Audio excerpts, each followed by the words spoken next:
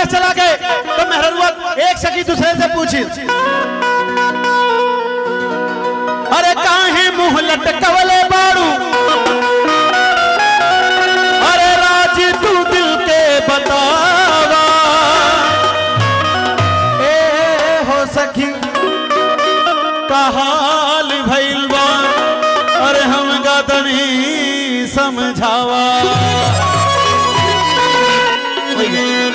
पूरा कह दे भाई, कह दे, थोड़ा गाय ले दे मैं। से जिया पे लोटे काला नाग हो कचौड़ी गली सुन कैला बला। से जिया पे लोटे काला नाग हो कचौड़ी गली सुन कैला बला। जिया पे लोटे काला नाग हो कचौड़ी गली सुन कैला बला। सुन कैला बला हो, सुन कैला बला, सुन कैला बला मिर्जापुर के कैला गुलजार हो कचौड़ी गली सुन कैला भला। मिर्जापुर के कैला गुलजार हो कचौड़ी गली सुन कैला भला।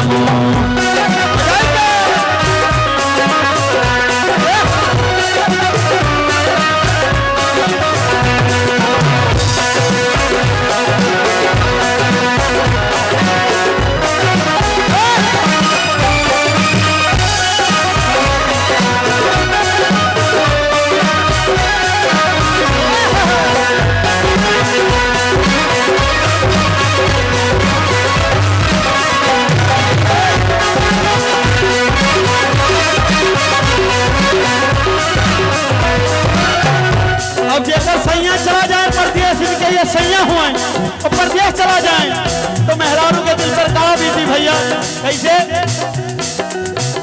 ही मिर्जापुर से हो उड़े ले जहाजिया, मिर्जापुर से हो उड़े ले जहाजिया। यही मिर्जापुर से हो उड़े ले जहाजिया, मिर्जापुर से हो उड़े ले जहाजिया। सैया चल गईले रंग हो कचौड़ी गली सुन कैला बला। सैया चल गईले रंग हो कचौड़ी गली सुन कैला बला। से जिया पे लोटे काला नाग हो कचौड़ी गली सुन कैला बला। ये हम ही फसान जुगाड़ में लाग भाई, हमसे कुछ ना होए, जौन तोरे लगे तौने हमरे लगे। बजाओ एक दो तीन चार।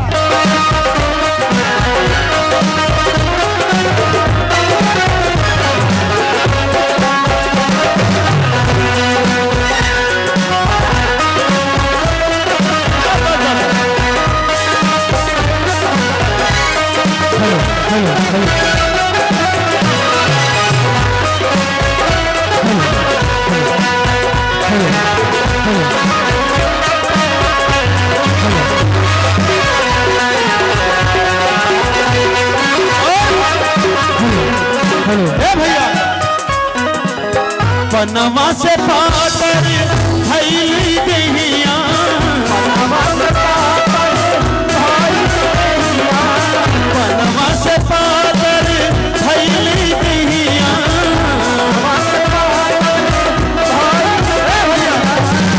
अरे पनवा से पातर अरे भैली दहिया, दहिया गलेला जैसे नून हो कचौड़ी गली कैला राजाओ।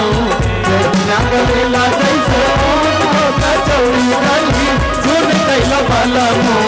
से जिया पे लोटे काला नाग हो कचौड़ी गली सुन कैला बाला।